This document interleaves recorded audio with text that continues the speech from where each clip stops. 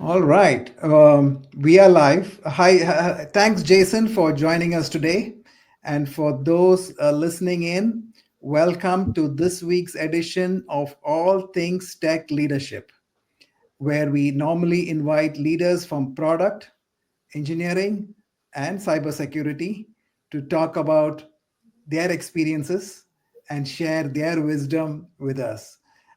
This topic, I'm super excited, Jason, for this topic because in my consulting role, I people normally reach out to me for product delivery challenges as a CTO. But when we go in there, we find a lot of holes in cybersecurity. The companies have invariably focused their energies, and rightfully so, at the early stages, building a product that the customers want, Right. and they have hacked their way through that. And security. So in the last 3 years, I've done more cybersecurity assessments as an organization than I've ever done before, because we find gaps. Either the policies are not set correctly, either an essential basic hardening of infrastructure instances not in place. But I'm going to let you talk more about that. Right. You're the expert. You're the expert. You're the absolute expert. Uh, but this is an interesting topic because CEOs and founders of and all tech companies and all companies for that matter need to be aware of it. So I'm definitely excited to learn your perspective. But before we dig deeper, Jason, just a couple of administrative items Sure. for the audience, and then introductions, and then and then we'll get started. Sounds great. Um, the from an administrative perspective, this is an Ask Me Anything format. So the audience is encouraged to ask questions of Jason. Any question related to cybersecurity is game, uh, and we take that seriously. Uh, and there are two ways, and so we are going to have a conversation. Jason and I are going to have a conversation, but you are encouraged to ask questions, and we will prioritize questions from the audience. There are two ways to ask questions. If you're watching live, at the bottom of your screen, there is a box where you can post a comment. When you post a comment there, both Jason and I can see the questions. I'll keep an eye for it, and then I will read out the question so that Jason can then respond to it. And you can feel free to ask follow-up questions. The purpose is to engage in a live discussion wherever possible. And so we love questions. Um, the second way, if you prefer a more private setting, so that or anonymous questions, you can ask questions. You can go to my profile, Ram Prasad Delens. You can go to my LinkedIn profile and send me a direct message. And you can send me a direct message to my profile. I'll keep that tab open and keep an eye for notifications that come. And if questions come in that format, I mean, I'll know who you are, but I will. But besides that, yeah, I will not be telling who you are. I will just read out the question, and same thing. Jason will answer that question. So there are two ways. This event is recorded. It's going to be published in our YouTube channel, youtube.com/Delens. And it's also going to be posted on LinkedIn Live, so you can watch it if you're stuck up, not able to join us live. You can also watch it after the fact. And Jason, the recording is available for you yourself to do what you need to do if you want to promote it or anything of that Absolutely. stuff. That sounds great. Yep. Yeah. All right. So with that behind us, let me just introduce myself. And then I'll introduce Jason. So I am the founder of Delens. Um, uh, Visionary founders and tech companies struggle to innovate, grow, and scale due to lack of access to experienced tech leadership. So we at Delens address this challenge directly through our fractional CTO services, where customers do not need to commit to a full-time hire. We have been doing it since 2016, or a little over 8 years now. It's a very exciting journey. We have CTO consultants now across the country. And as of yesterday, I can say across the globe, I got my first global client yesterday. Nice. Uh, but for the last 8 years, we have it has been clients across the country. So, with that brief introduction, thank you, Jason, for signing up to be on this podcast. I've been doing this podcast, by the way, for a year and a half, every week, with the exception of Christmas weeks, Thanksgiving break, or and if New Year's Day fell on a Thursday, with the exception of those, we have been having it every week wherever I was, whether I was traveling in Europe or India or in the US. We have had this podcast every week. And we have had exciting leaders join us on this podcast. And it's been a fun ride for me. So, with that brief introduction, Jason, Yep. tell us about yourself. Tell us how you got to where you are, and just, yeah, briefly introduce yourself. Yeah, absolutely. Well, first off, thanks for having me. Happy to be here. Look forward to answering any questions that I can around cybersecurity. So, yeah, to give you about a little bit of background on me. So, I've been in IT and tech, or IT and security, for almost 30 years now. I got my start in the U.S. Navy way back in the late 90s. I helped secure communications between ship to ship, ship to shore. I had a top secret security clearance, dealing with a lot of military grade cryptography, and that experience really kind of shaped my career path after getting out of the military. I spent just a few years in various IT roles, everything from just doing basic computer repair into working on server teams and global infrastructure. But I really kind of found my passion, my calling in consulting. So that's what I focused on, I'd say, for probably the past 25 years. I've been helping small, medium-sized businesses all over the country. I've helped hundreds of organizations, scale their IT operations, streamline support, enhance security. And I would say that probably the past 10 or 12 years is really where I've had a focus on cyber leadership and doing strategic advisory work there, helping organizations build comprehensive cybersecurity programs involving business leadership, HR, legal, IT, and really building not only compliant programs, if they are in regulated markets, but going beyond that and really focusing on cyber resilience and building programs that will really drive the likelihood and impact of incidents down to an acceptable level. And then ultimately that's where organizations want to be. And then we help, kind of maintain their position there, over the long run, to ensure that, they stay up to speed on the ever-changing threat landscape that's out there. So we, help them with ongoing risk management strategies and overall compliance. Absolutely. No, that's a great. Thank you for that background overview. Now, you are not only a cybersecurity leader and doing it for well before it became a buzzword and everyone wants to be involved. So you've been doing it for a while, but you are also an entrepreneur. Yes. You're now by definition a serial entrepreneur, right? Yes. So Because you successfully sold your previous company, yes, and you had the guts to start a do it new again. one. You're right. So why did you decide to do it all over again? I mean, I know it's different, but Yeah, what prompted? good question. After selling, my first company, and that was after 16 years. I started that company in 2006 and sold it in the early part of 2023. It was a great run. I really enjoyed myself. It was a managed service provider, so that's where we were helping organizations with IT infrastructure, IT support, along with security as well. But yeah, after selling that company and just trying to figure out what the next chapter of my career looked like, to be honest, I did entertain going to work for an organization, being part of their leadership team around cybersecurity, looking at various CISO level positions. And Yeah, I just kind of made it sound.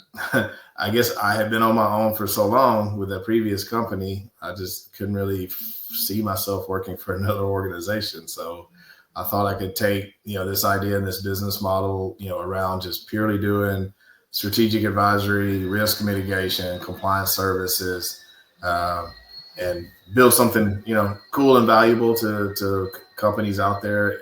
And so the second company was born, and we're going strong, and there's So a so future. it's so the second company, this is a Triad Infosec. It's different from a man. It's not a managed service provider No, anymore.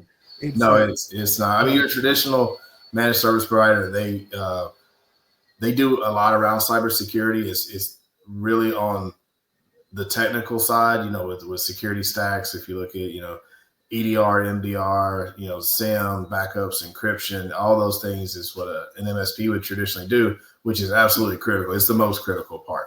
But where we come in is also focusing on the administrative side, the managerial side, the training side, writing policy, writing procedure, and ensuring that there's, traceability through policy requirements, making sure the procedures that, have the action items to reflect the policy are in line. And then, of course, the way that the technical implementation is performed aligns with the policies and procedures, because that's what auditors will want to see. If your organization has to fall into some sort of audited compliance like SOC 2, ISO 27001, CMMC, and some of the others. So that's kind of where we help is really on the administrative side and helping business leadership understand the importance of a comprehensive program of this nature and not just solely focus on the technology, even though it is obviously the most critical piece. Right. And So that's a very good, that's where it's yeah. a little bit. Yeah, no, that's great because you talk, it's not just technology, right? It is Right. it is process, it is people. So that's and you make sure you put all the pieces of the puzzle together and deliver yeah. Exactly. That's what we do. We really focus really the conversations with senior leadership and really get them to understand, for example, what the financial impact would be on the organization if a cyber incident were to happen, say ransomware, what would that true dollar figure look like? And then what can we do from a cyber program perspective? How can we enhance the controls? How can we, put in more resilient strategies to then drive that number down? And that's what business leaderships understand. That's what they want to see. So that's kind of In what we do. in the current marketplace, do you have to convince customers that there is an ROI for incident prevention, Oh or yeah, 100%. it's still you still have, because that is this still the case? People is still the case? Oh yeah, yeah. All the time. I mean, if you can't get through to senior leadership and understand what does that ROI look like. And that is one of the things where, the financial breach analysis that we do really helps drive the ROI conversation, because when you put it into dollars to say, okay, if you don't spend money on your security program, then you could be looking at a $10 million liability for example. So it's easier to have that ROI conversation because, without kind of putting it into dollar perspective, it's very hard to realize the ROI and get them to make that spend, because now it's not tangible results. Sure. So it is still a thing. I mean, a lot of it is still a necessary evil in some businesses' mind, that especially around compliance, they know they have to do it to be compliant. Otherwise, there's consequences to that in some cases. So they're but they see it as a forced spend and not really, something that they're making an investment in, knowing that there's a positive ROI on the other side. So Right. yes, it's still a big conversation to be had. Is there, I know you have talked previously then when we have had conversations where cybersecurity can be besides ROI, besides compliance, uh, can be leveraged as a competitive advantage. Mhm. Uh, can you share an example where that was the case and how did that happen? Yeah, I mean, absolutely. That's where a lot of what I call contractual or maybe even voluntary compliance comes into play. So most people have heard of SOC 2 and ISO 27001. that's what really those initiatives are for, is to, align your security posture, with their requirements, depending on which one you choose or both. And those two, have third party auditing companies, come out, test the controls, look at the policies, they look at everything.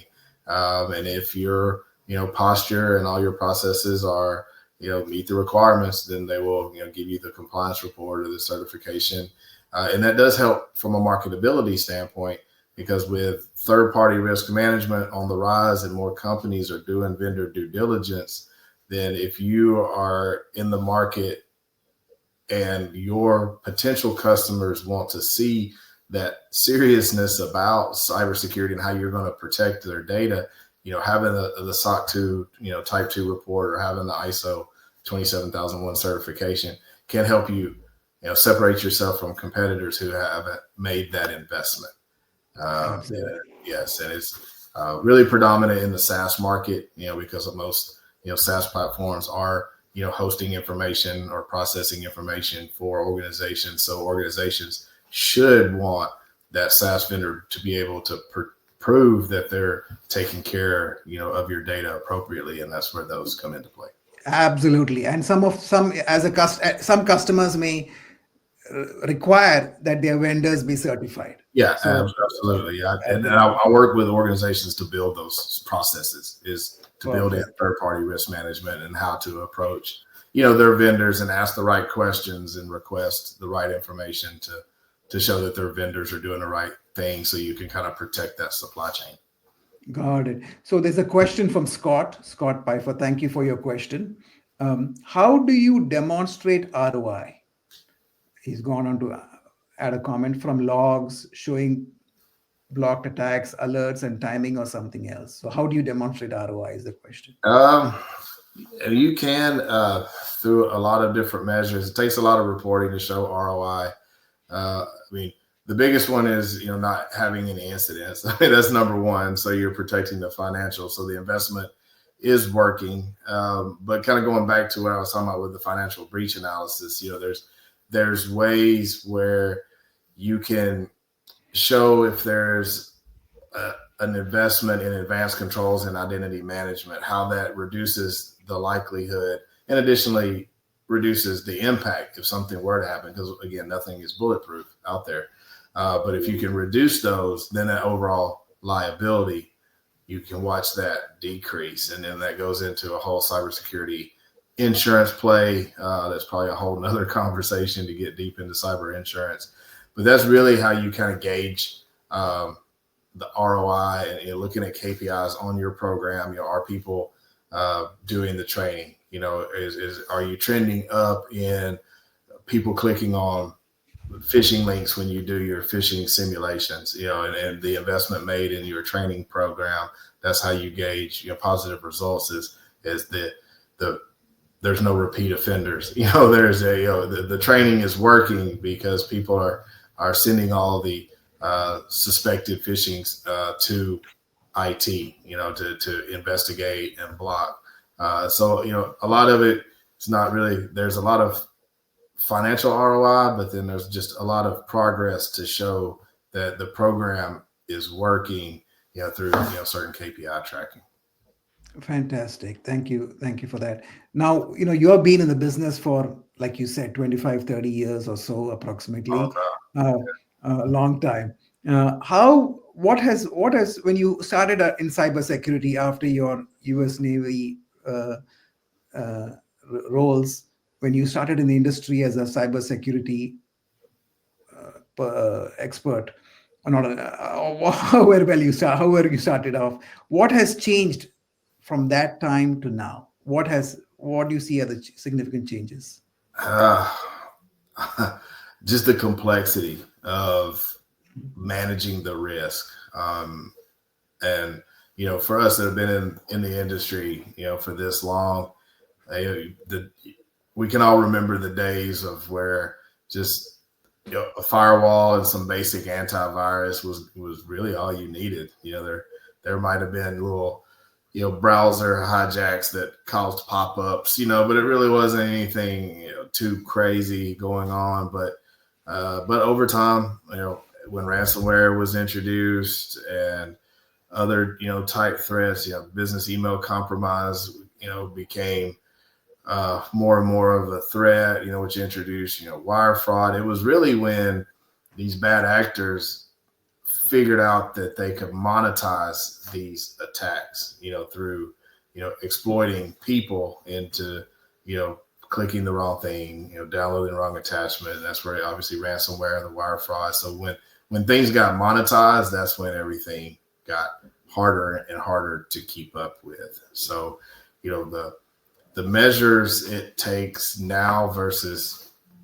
15 years ago is completely different. There is so much more complex. There's so much more things that play into a security program when you go even outside of IT. Like I mentioned before, legal, HR has a huge play in the overall, protection of information inside an organization. So just being able to build something and manage and maintain a program, when it's more organizational wide than just a few IT tools. It's caused Right. a lot of change, a lot of culture shifts in organizations, and just a lot of new expertise, I think, as well. And you've seen, IT and security break apart. Way back, you could be an IT guy and a security guy and a network guy. You could be, one, just a jack of all trades and be very good at it.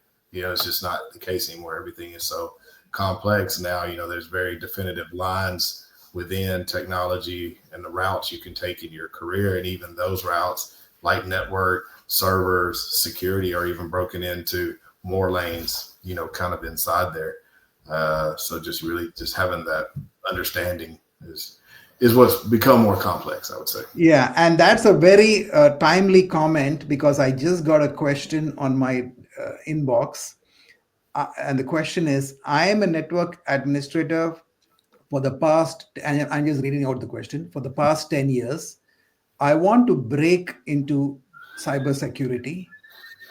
How do I do? How do I go about doing that? Uh, Great question. And I have this conversation a lot with, people who are in traditional IT roles that want to cross into cyber, because there is such a difference now. And I would say, depending on your experience level, there's a lot of different ways to kind of get into it. I always tell people, first, I guess, decide what you're passionate about and what excites you in cyber, because you can go a lot of different ways. You can go the compliance route, like what we do, if you like, paperwork and processes and those types. But then also, there's, the more offensive side with red teaming and ethical hacking. And then you have, threat hunting and endpoint management. Those could be separate teams. So number one is decide, what you would like to do, and then chase that. So if you like threat hunting and doing those things, maybe look at going into a SOC analyst role and working your way, up through a SOC. Or if you like more of the red team pen testing route, just look at, studying and understanding, all the different types of pen testing, internal, external, social engineering, web app. There's a ton of different ways, and just kind of maybe work your way into, organization that specializes in that type of risk management around vulnerabilities and pen testing. And so number one, decide what you like. And then number two, just find a way to get your foot in the door. But I think, having a decade of networking experience would help you a lot in understanding, a lot, especially on the offensive side. If you understand networks, you can understand, traceability, pivoting, privilege escalation, how bad actors could potentially move through the network. So I think would be a great skill set for you to make that transition. Yeah. No, thanks for that question. And of course, we have a few more minutes, but please ask your questions. This is the time to get your tough cybersecurity questions out of the way. Now, Jason, there can be no podcast, there can be no event without the topic of AI. Yeah, exactly. How has AI influenced cybersecurity from your services standpoint or from a security standpoint? Yeah. Yeah. For us, really anybody in the security world is double sided. So there's a lot of advancement in cyber tools using AI to detect, abnormal or malicious activity. But then the bad guys are using AI to make their attacks more sophisticated.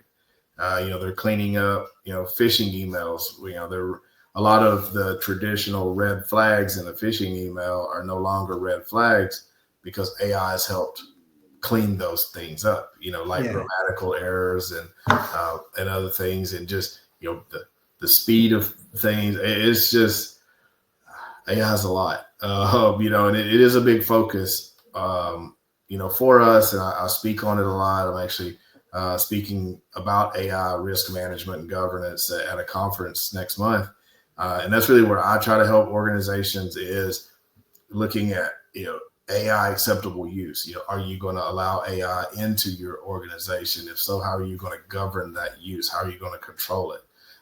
And if you do decide to use AI inside the organization, which AI solutions are you looking at? How are you doing the third party risk management and the vendor due diligence against these AI vendors? Because AI vendors are popping up by the many, many, almost every day there's a new AI software company that's doing XYZ to help your organization, be more efficient, more profitable, increase your sales, all these claims, which are great. And I'm not saying they don't. I'm just saying that it needs to be controlled and you need to do it in the smart way. So that's where I see AI as, yes, it is extremely beneficial if it's done correctly with a security focus behind it. Right. But how do you balance the need for speed and efficiency versus cybersecurity? How do you consult guidance on maintaining that right balance? Yeah, that is the big question is the balance. And I think it is having an efficient risk management strategy in place. So yes, if you definitely see benefit in these vendors that you're looking at that say can increase lead generation, which could increase sales, increase revenue. Everyone wants that. It's very important to the growth of the business. But it's just, taking just that little bit of time to do the due diligence and make sure that, if I choose this vendor and I start ingesting all of our data into it to get the output that makes us more efficient and more scalable, that vendor is doing the right thing with that data, and Yeah.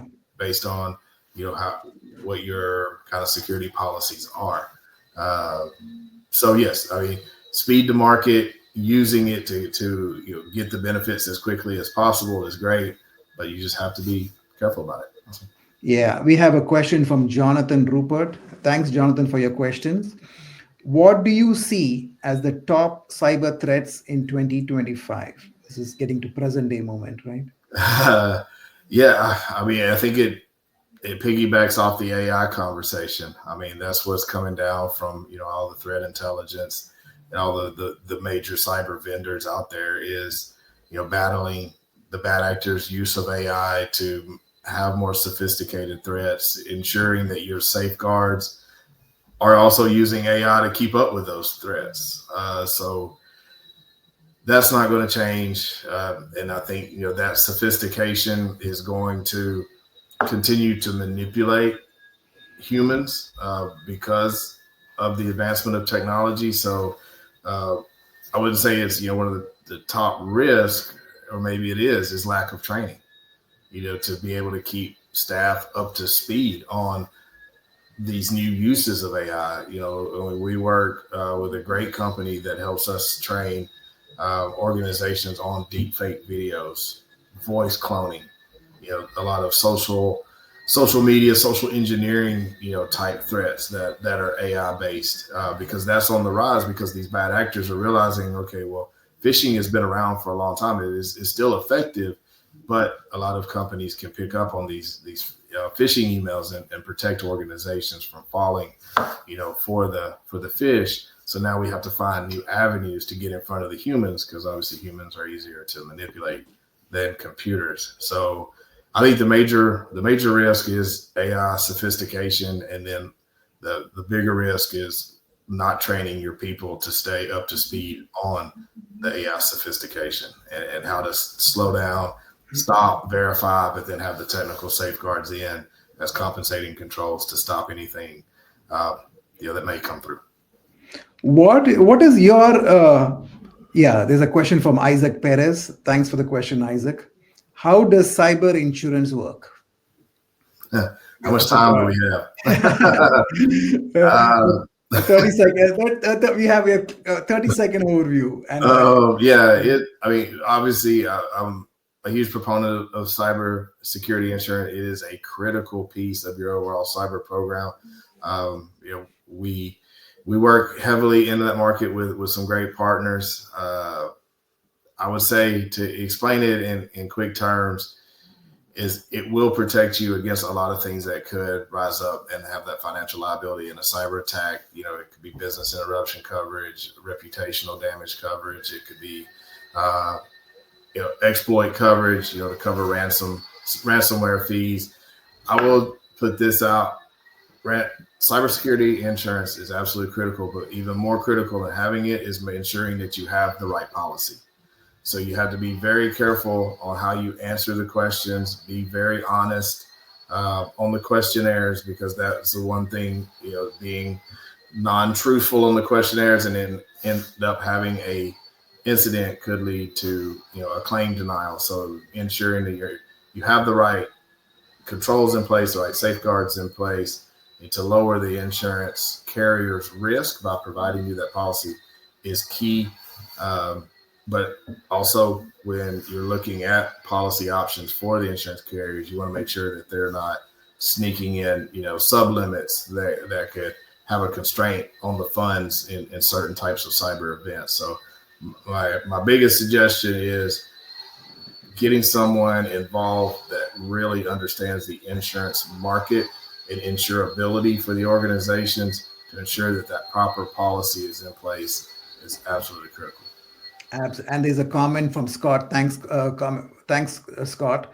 Read the fine print. Yeah, that's a good general Yeah, advice. no, Read the fine print. that's great advice, and it's absolutely true. Often does not include insider breach coverage. So Yeah. that's a, yeah, because I read somewhere that insider breaches are more common than external threats. Is that a accurate statement? Yeah, Or yeah. I mean, there's so many different ways that an incident can impact. Where does it come from? How does it get there? What's the root cause? And all these things go into consideration. From an insurance perspective, whether or not they're going to pay for the claim. If there's some type of financial liability tied to the incident. So yes, reading the fine print, making sure that if you look at the per occurrence and what that policy covers, the different types of events, that all the ones that you could potentially need are actually there. So yeah, absolutely. and that goes back to the insurability kind of research, is making sure that policy is comprehensive enough for your organizational needs. You're right. Absolutely. Well, thank you, Jason. Our 30 minutes is over. Actually, a few minutes passed, but we got a few more questions. Thanks. I appreciate the audience asking these questions. That was a great. And there's one more comment. Insider breach may include external threats because if the credentials are stolen, it is hard to know who did the bad thing, bad actor or the employee. Absolutely. Yeah, it's very, Absolutely. very true. Fan- That's where logging and auditing play a big role. So it makes Yeah. you have Thank, something that can trace. thank you, Scott, for your engagement. So as we wrap up, Jason, any final comments you want to share with the audience on cybersecurity that you might not have already spoken about? Nothing other than just stay vigilant. Keep your eyes open, because just as we discussed, the threat landscape is changing. It's getting worse and worse. I don't see it slowing down anytime soon. I think it's on pace, the cybercrime market, to reach almost $9 trillion. So with that kind of money on the table, these bad actors are not going to stop. So just stay safe. Stay safe. And one final question: how do you personally keep up with these threats, and how do you keep yourself informed? Great question. I just really staying tapped into the security market, working on, certifications, being involved with the certification vendors, just continuously learning, staying plugged into webinars and podcasts, and just, ingesting as much information as you can. Just, you cannot stop learning in this, otherwise you become obsolete.